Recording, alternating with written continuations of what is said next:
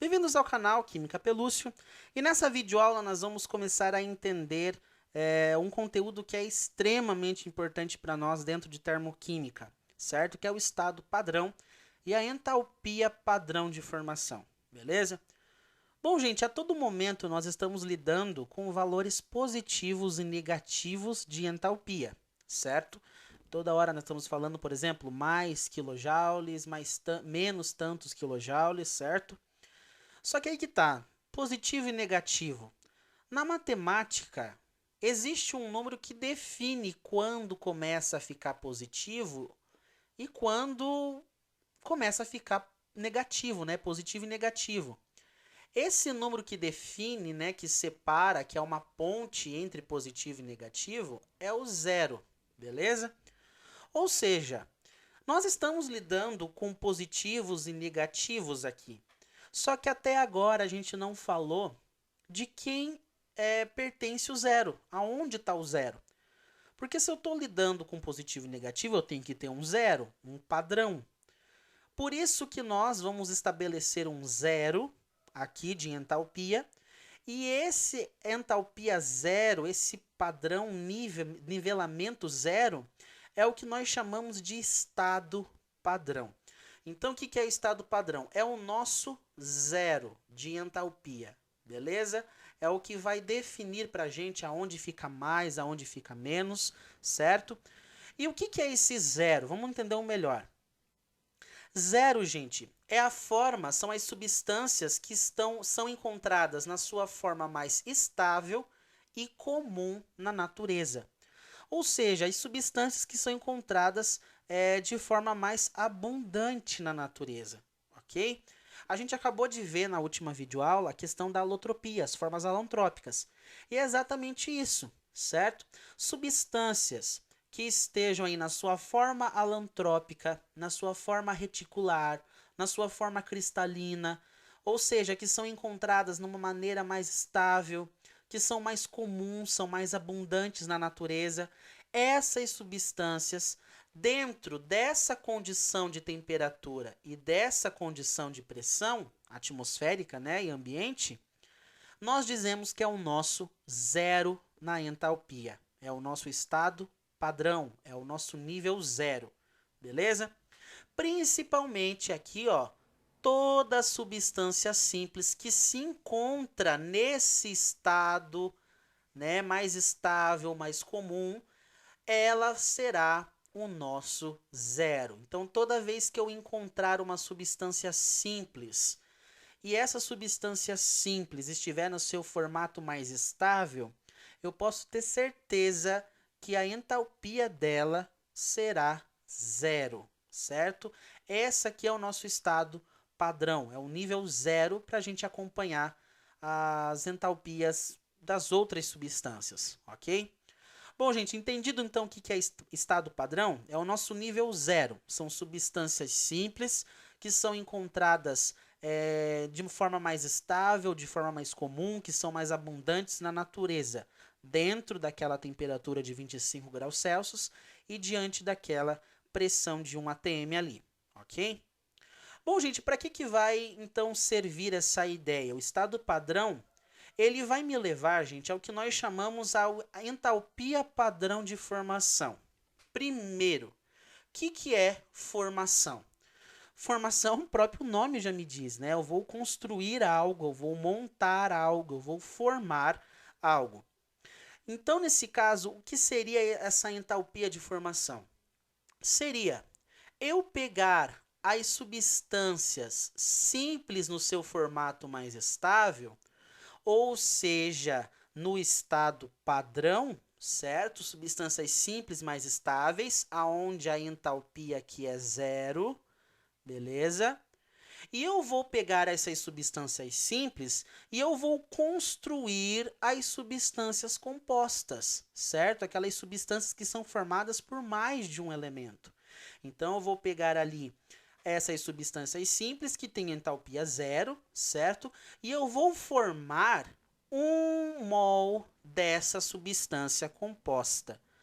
Então, isso é o que eu chamo de entalpia padrão de formação. É a variação de energia, certo? É a variação de ΔH que ocorre na formação de 1 mol de uma substância composta a partir das suas substâncias simples no estado padrão. Nossa, professor, muito complicado, mas você vai entender um pouquinho mais na prática agora. Olha só. Aqui, gente, eu tenho o etanol. Beleza? Aqui eu tenho o etanol, essa substância que nós utilizamos aí no dia a dia. O que acontece, gente? Eu quero formar a substância etanol, certo? Eu quero formar ela. E eu quero saber o quanto de energia eu gasto ou absorvo para formar um mol dela, certo? O que acontece? Eu vou utilizar a entalpia padrão de formação. Então, eu vou pegar as substâncias simples no estado padrão que vão me ajudar a formar o C2H5OH, que é o etanol. Então, olha só, aqui ela tem carbono, então eu vou pegar a forma simples, né, a substância simples mais comum na natureza do carbono, que é o grafite. Pronto, peguei a substância simples mais comum do carbono, já que o etanol tem carbono, beleza? O que acontece? Eu vou pegar agora, eu percebo que ele tem também hidrogênio na sua estrutura. Então, eu vou pegar a substância simples, mais abundante, mais estável na natureza, que possa conter hidrogênio. A substância simples que pode conter hidrogênio, que é mais estável, é o próprio gás hidrogênio. Então, eu vou pegar ele. Agora, eu vou pegar também aqui o gás oxigênio. Qual é a forma alantrópica mais comum, mais abundante, mais estável do oxigênio na natureza? É o gás oxigênio. E na forma simples, obviamente, né? É o gás oxigênio. Pronto, peguei todos os elementos que constituem o etanol, o carbono, o hidrogênio e o oxigênio, e achei as substâncias simples mais comuns na natureza dessas substâncias para formar ele. Então, olha só, o etanol ele é formado, né? Para eu formar ele, eu preciso da substância simples carbono grafite, que vai dar o carbono que eu vou precisar aqui. O gás hidrogênio, né? A forma simples do hidrogênio, para colocar esse hidrogênio nessa estrutura aqui. E a forma simples mais estável do oxigênio é o gás oxigênio, para ter esse oxigênio aqui. Então, eu pego essas substâncias simples no estado padrão e vou montando a substância composta que eu preciso, 1 mol dessa substância composta. Aí eu vou analisar o quanto essa reação, como foi o conteúdo energético dessa reação. Quando eu peguei esses 2 carbonos grafites, esses 2 mols de carbono grafite, esses 3 mols de gás hidrogênio, esse meio mol de gás oxigênio, para formar 1 mol de etanol, eu percebi que essa reação liberou 277,5 quilojoules. Ou seja, a energia que eu precisei para formar o etanol foi exatamente de menos 277,5 quilojoules. Por isso eu chamo essa entalpia aqui do etanol de entalpia padrão de formação. É a energia que eu precisei para formar essa substância, para formar o etanol. Beleza? Então, isso é energia, é entalpia padrão de formação.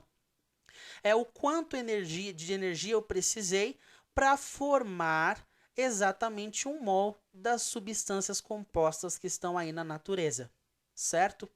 Nesse caso, quando eu olho menos 277,5, eu percebo que para formar esse etanol, eu precisei de uma reação exotérmica, foi uma reação exotérmica a formação dele, e ela liberou menos 277 quilojoules, beleza? Por mol, a cada 1 mol de etanol formado, certo?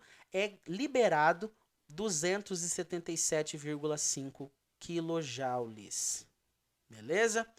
Bom, gente, entendido o que é isso, como é que a gente vai utilizar isso na prática? Veja só alguns outros valores de entalpia padrão de formação.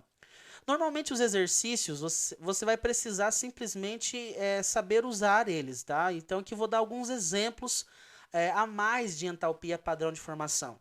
Por exemplo, para formar a substância óxido de cálcio, eu preciso, né, a entalpia padrão de formação dela é menos 634,9 kJ por mol. Isso significa que para formar 1 mol desse óxido de cálcio, vai uma reação exotérmica, porque o ΔH de formação dele aqui é negativo, então é uma reação exotérmica, e por mol dessa substância que eu quero formar, eu vou liberar 634,9. E assim sucessivamente, né? Para eu formar o hidróxido de cálcio, eu preciso de uma reação exotérmica, porque o sinal aqui é negativo, e 1 mol desse hidróxido de cálcio libera 985,6 kJ. E assim sucessivamente. Para formar o NO no estado gasoso, vai uma reação endotérmica. Eu preciso de uma reação, essa reação será endotérmica. E vai ser endotérmica quanto? Para formar esse óxido, né, o monóxido de mononitrogênio, eu vou precisar absorver, certo? Absorver, aqui vai entrar calor. Eu preciso absorver 90,1 kJ por mol. Então, quando eu observo essas entalpias de formação, é o quanto de entalpia eu preciso absorver ou liberar para formar essa substância composta. 1 mol dessa substância composta.